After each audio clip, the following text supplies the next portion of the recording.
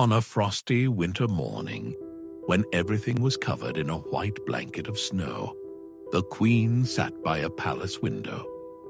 As she was sewing, she pricked her finger with a needle. Drops of deep red blood fell onto the white snow outside the window. The queen looked at the bright red color, which seemed to bring life to the white snow. With a sigh, she thought to herself, "Oh, if only I had a child whose skin was as white as snow, lips as red as blood, and hair as black as this ebony wood." She didn't have to wait long. A little while later, a beautiful princess was born, just as she had wished, skin as white as milk, lips as red as rose petals, and hair as black as night. Her name was Snow White, but this joy did not last. The queen passed away shortly after giving birth to the little princess, leaving behind a sorrowful memory. A year later, the king married again. The new queen was incredibly beautiful, but her heart was filled with arrogance and cruelty. She didn't want anyone to be more beautiful than her. She had a magic mirror. Every morning, standing before the mirror, she would ask, "Mirror, mirror on the wall, who is the fairest of them all?" The mirror would dutifully reply, "My queen, there is no one fairer than you in this world." This answer would fill the queen's heart with joy. Days and months passed. Snow White grew older. By the age of 7, her beauty shone like moonlight. One morning, when the queen asked her usual question to the mirror gave a different answer. "My queen, you are beautiful, there's no doubt. But living up in the mountains with the 7 dwarves, Snow White is much fairer than you." Hearing this, the queen became furious. Her envy grew so fierce that she could no longer tolerate Snow White. The queen summoned her huntsman. She gave him strict orders. "Take Snow White deep into the forest. Kill her there and bring her heart to me as proof." The huntsman reluctantly took Snow White deep into the woods. When he drew his knife and aimed it at Snow White, the little girl burst into tears. "Please, dear huntsman, don't kill me. Let me go. I promise I will never return to the palace." Snow White's innocent face melted the huntsman's heart. He couldn't kill such a beautiful and innocent girl.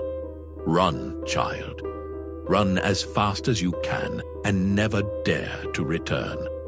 To deceive the queen, the huntsman killed a wild boar and brought its heart to the queen. The queen believed it was Snow White's heart, so she had it cooked and ate it with satisfaction. Meanwhile, Snow White ran alone in the dark forest. The huge trees seemed to swallow her whole, and every rustle of leaves made her jump. "What shall I do now? Where shall I go?" She ran for hours, but she had no idea where she was going. Finally, as the sun began to set, she saw a small, strange house. Inside, she found 7 small plates, 7 cups, and 7 tiny beds. Exhausted and hungry, Snow White was almost faint. She ate a little from each plate and drank from each cup. Then she lay down on the 7 beds, chose one for comfort, and immediately fell into a deep sleep. That night, the 7 dwarfs returned from their work in the mine. "Hey, who was in our house? Who sat in my chair? Who drank from my cup? And who ate from my plate?" One of them noticed. "Someone is lying in my bed and she's still here. Who is this?" When they saw Snow White, they were captivated by her beauty. Oh, what a beautiful girl! They didn't wake her, but let her sleep. That night, the dwarves took turns sharing their beds. In the morning, Snow White woke up. At first, she was scared of the dwarfs, but their friendly demeanor reassured her. She told them all about her misfortunes, the wicked stepmother, the kind huntsman, and her aimless wandering in the forest. The dwarfs offered her shelter on the condition that she would keep their house clean, cook, and sew. "If you can do these chores and live with us, then we will protect you." Snow White happily agreed. For some time she lived happily with them. Every morning before going to work, the dwarves repeatedly warned her, "Beware, don't let anyone into the house. Your stepmother will soon find out you're alive." Meanwhile, at the palace, the queen stood before her magic mirror again. "Mirror, mirror on the wall, who is the fairest of them all?" This time the mirror's answer made the queen's eyes widen. "My queen, you are beautiful, no doubt. But up in the mountains with the 7 dwarfs, Snow White is still much fairer than you." The queen, enraged, swore, "I will not be defeated." She disguised herself as an old peddler woman with a wrinkled face and a hunched body. Crossing the mountains, she reached the dwarf's cottage. "Beautiful laces, laces for sale, laces!" Snow White, seeing this harmless old woman, opened the door. "Oh, what beautiful laces," the old woman said. "Dear, let me tie this lovely lace in your hair." As she tied the lace, the old woman pulled it so tight that Snow White gasped for breath and fell to the ground. In the evening, the dwarves returned and found Snow White lifeless. They quickly loosened the lace, and Snow White's breath returned. "That was your stepmother. Promise us, never open the door to strangers again." The next day, the queen stood before the mirror again. Again, the same answer. The queen vowed Snow White must die this time. This time she devised an even more terrible plan. She made a poisoned comb and, disguised as another old woman, "Beautiful combs, beautiful combs. It would perfectly suit your shiny hair."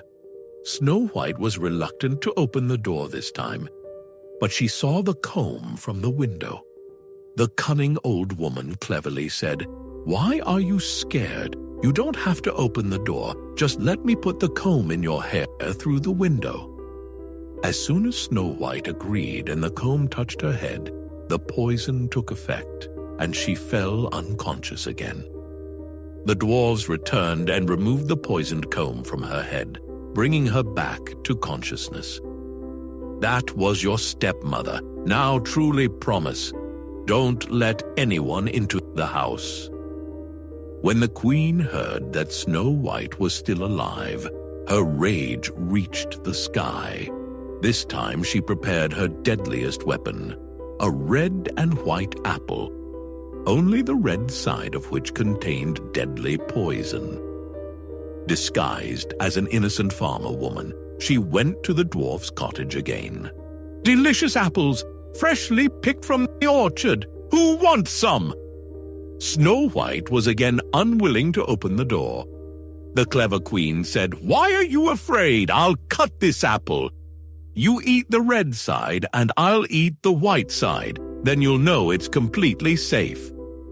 Simple Snow White believed her. As soon as she bit into the apple, her body went limp and she fell to the ground. The dwarves returned home but could not wake her. This time, nothing could awaken her. Her breathing had stopped. For 3 days, the dwarves mourned for her. Then they built a glass coffin and placed her on the mountain top, taking turns to guard her. At the palace, the queen stood before the mirror again. "Mirror, mirror on the wall, who is the fairest of them all?" This time the mirror replied, "My queen, there is no one fairer than you in this world." A terrifying smile of satisfaction appeared on the queen's face. One day, a handsome prince was passing by the forest. He was mesmerized by the exquisitely beautiful girl lying in the glass coffin. On the coffin, written in golden letters, was Snow White, a king's daughter. Her beauty so disturbed the prince that he pleaded with the dwarves, "Please let me take her with me. I will forever honor her memory." Although the dwarves initially refused, Seeing the prince's earnestness, they agreed. As the prince's servants carried the coffin, they stumbled over a tree root. With a sudden jolt, the piece of poisoned apple dislodged from Snow White's throat. "Where am I?" Snow White opened her eyes. The prince reassured her, "You are safe now. Come with me to my palace. Will you be my queen?" Snow White looked at him, smiled, and agreed. A grand royal wedding was held. Snow White and the prince were magnificently united in marriage. The wicked queen, still believing Snow White was dead, was also invited to the wedding. Before leaving, she stood before her mirror. "Mirror, mirror on the wall, who is the fairest of them all?" The mirror replied this time, "My queen, you are beautiful, no doubt. But the new queen is much fairer than you." The queen's heart filled with dread, but she went to the wedding to see who this new queen was. There, a terrible punishment awaited her. She was forced to wear red-hot iron shoes and dance in them until she fell to the floor, never to rise again. And Snow White and the prince ruled their kingdom with kindness and joy. Snow White never forgot her beloved dwarf friends who had helped her in difficult times. They often visited the palace and were always welcomed as honored guests. Thus, they all lived happily ever after, proving that true beauty, kindness, and courage can overcome all obstacles. This was the extraordinary fairy tale of Snow White. We hope you enjoyed it. On our channel, you will find many more ghost stories, mysterious tales, spooky cartoons for kids, horror stories, and educational fairy tales. If you like our channel, please like, comment, and subscribe to stay with us. Stay to our channel for new fairy tales and thriller stories. Click the bell icon now to watch the best fairy tales.